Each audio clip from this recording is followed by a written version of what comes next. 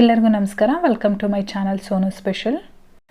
ಇವತ್ತು ನಾನು ಸ್ವಲ್ಪನೂ ಕೂಡ ಗಂಟಿಲ್ಲದೆ ಇರೋ ರೀತಿ ಕೆಲವೊಂದು ಟಿಪ್ಸ್ ಜೊತೆಗೆ ರಾಗಿ ಮುದ್ದೆನ ಹೇಗೆ ಮಾಡೋದು ಅಂತೇಳಿ ತೋರಿಸ್ಕೊಡ್ತಾ ಇದ್ದೀನಿ.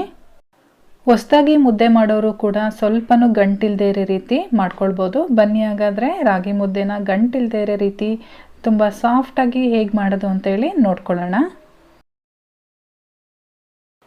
ಮೊದಲು ನಾವು ರಾಗಿ ಹಿಟ್ಟನ್ನು ಅಳತೆ ಮಾಡಿಟ್ಕೊಳ್ಳೋಣ. ನಾನಿಲ್ಲಿ ಒಂದು ಕಪ್ ತಗೊಂಡಿದ್ದೀನಿ. ಇದರಲ್ಲಿ 2 ಕಪ್ಪು ರಾಗಿ ಹಿಟ್ಟನ್ನು ತಗೊಳ್ತಾ ಇದ್ದೀನಿ. ನಾನಿಲ್ಲಿ ಮಾಡ್ತಾ ಇರೋದು 2 ಮುದ್ದೆ.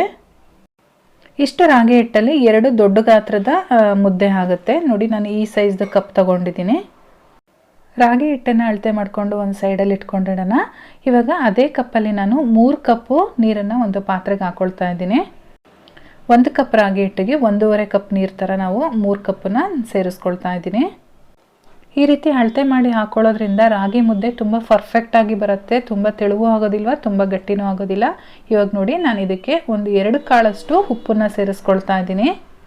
ಈ ರೀತಿ ಉಪ್ಪು ಹಾಕೋದ್ರಿಂದ ನಮಗೆ ಗಂಟು ಬೀಳಲ್ಲ ಮುದ್ದೆ. ಹಾಗಾಗಿ ನಾವು ರುಚಿಗೆ ತಕ್ಕಷ್ಟು ಬೇಡ, ಒಂದು 2 ಕಾಳಷ್ಟು ಉಪ್ಪನ್ನು ಸೇರಿಸ್ಕೊಂಡ್ರೆ ಸಾಕು. ಈಗ ನಾವು ತೆಗೆದಿಟ್ಕೊಂಡಿದ್ದೀವಲ್ಲ, ಅದೇ ರಾಗಿ ಹಿಟ್ಟಲ್ಲಿ 1 ಟೇಬಲ್ ಸ್ಪೂನಷ್ಟು ರಾಗಿ ಹಿಟ್ಟನ್ನು ಇದರೊಳಗಡೆ ಹಾಕ್ಕೊಳ್ತಾ ಇದ್ದೀನಿ, ನೀರೊಳಗಡೆ. ಹಿಟ್ಟು ಹಾಕಿದ ಮೇಲೆ ಮತ್ತೆ ಇದನ್ನು ಮಿಕ್ಸ್ ಮಾಡೋ ಅಂಥ ಅವಶ್ಯಕತೆ ಇಲ್ಲ. ಕೆಲವರು ಗಂಜಿ ಥರ ಮಾಡಿಕೊಂಡು ಆಮೇಲೆ ರಾಗಿ ಹಿಟ್ಟನ್ನು ಸೇರಿಸ್ತಿದ್ರೆ, ಆದರೆ ನಮ್ಮ ಮನೆಯಲ್ಲಿ ಯಾವಾಗಲೂ ಆ ರೀತಿ ಮಾಡಲ್ಲ, ಇದೇ ರೀತಿ ಮಾಡೋದು. ಇವಾಗ ನೋಡ್ತಾ ಇದ್ದಂಗೆ ಕುದಿಯೋದಕ್ಕೆ ಸ್ಟಾರ್ಟ್ ಆಗಿ ಅದು ಉಕ್ಕೋದಕ್ಕೆ ಬರುತ್ತೆ. ಅದು ಉಕ್ಕೋದಕ್ಕೆ ಸ್ಟಾರ್ಟ್ ಆದಮೇಲೆ ನಾವೇನು ರಾಗಿ ಹಿಟ್ಟನ್ನು ತೆಗೆದಿಟ್ಕೊಂಡಿರ್ತೀವಿ ಅದನ್ನು ಹಾಕ್ಕೊಳ್ಬೇಕಾಗತ್ತೆ. ಇವಾಗ ನೋಡಿ, ಅದು ಉಕ್ಕೋದಕ್ಕೆ ಶುರುವಾಗಿದೆ. ನಾವು ರಾಗಿ ಹಿಟ್ಟನ್ನು ಮೊದಲೇ ಅಳತೆ ಮಾಡಿ ಇಟ್ಕೊಂಡಿದ್ವಲ್ಲ, ಆ ಹಿಟ್ಟನ್ನು ಎಲ್ಲದನ್ನು ಕೂಡ ಸೇರಿಸ್ಕೊಳ್ಳೋಣ. ಒಂದೇ ಸಲ ಹಾಕ್ಕೊಳ್ಬೋದು. ಇವಾಗ ನಾನಿಲ್ಲಿ ಒಂದು ಮರದ ಸ್ಪ್ಯಾಚುಲಾ ತೊಗೊಂಡಿದ್ದೀನಿ. ಅದರಲ್ಲಿ ಚೆನ್ನಾಗಿ ತಿರುಗಿಸ್ಕೊಳ್ಬೇಕು. ಈ ರೀತಿ ಗಟ್ಟಿ ಆಗ್ತಾ ಇದೆ, ಸ್ವಲ್ಪ ನೀರು ಹಾಕೋಬೇಕು, ಆ ರೀತಿ ಎಲ್ಲ ಏನಿಲ್ಲ, ಕರೆಕ್ಟಾಗಿ ಬರುತ್ತೆ. ಇಷ್ಟು ತಿರುಗಿಸ್ಕೊಂಡು ನಾವು ಚೆನ್ನಾಗಿ ಬೇಯಿಸ್ಕೊಂಡ್ರೆ ಸಾಕು. ಈ ರೀತಿ ತಿರುಗಿಸ್ಕೊಂಡಾದ್ಮೇಲೆ ನಾನು ಇದಕ್ಕೆ 1 ಟೀ ಸ್ಪೂನಷ್ಟು ತುಪ್ಪನ ಸೇರಿಸ್ಕೊಳ್ತಾ ಇದ್ದೀನಿ.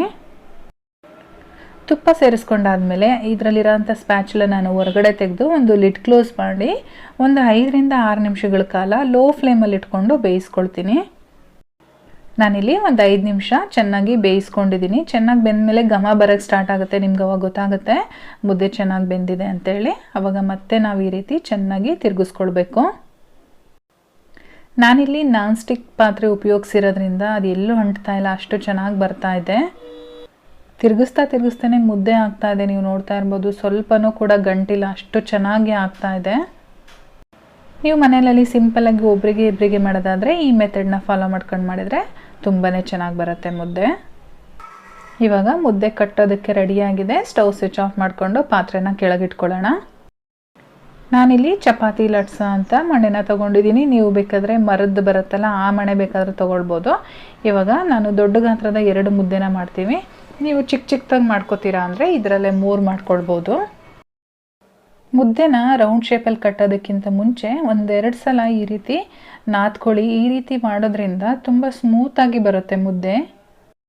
ಮುದ್ದೆ ತುಂಬ ಸುಡ್ತಾ ಇದೆ ಅಂತ ಅನಿಸಿದ್ರೆ ಕೈಗೆ ಸ್ವಲ್ಪ ನೀರನ್ನು ಹಾಕ್ಕೊಂಡು ಮುದ್ದೆನ ಕಟ್ಕೋಬೇಕು.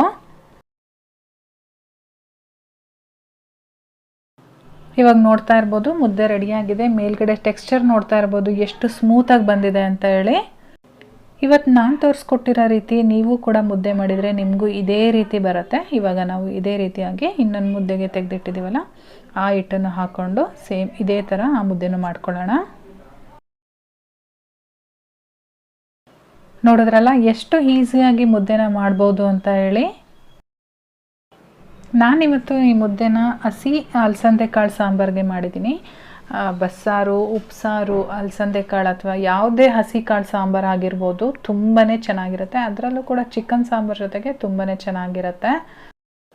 ಇವತ್ತಿನ ಈ ಮುದ್ದೆ ರೆಸಿಪಿ ನಿಮಗೆಲ್ಲ ಇಷ್ಟ ಆಗಿದ್ದರೆ ಒಂದು ಲೈಕ್ ಮಾಡಿ, ಚಾನಲ್ಗೆ ಹೊಸಬರಾಗಿದ್ದರೆ ಸಬ್ಸ್ಕ್ರೈಬ್ ಮಾಡ್ಕೊಳೋದಂತೂ ಮರೆಯಬೇಡಿ. ನಾನು ಮತ್ತೆ ಸಿಗ್ತೀನಿ ಮುಂದಿನ ವಿಡಿಯೋದಲ್ಲಿ. Thank you.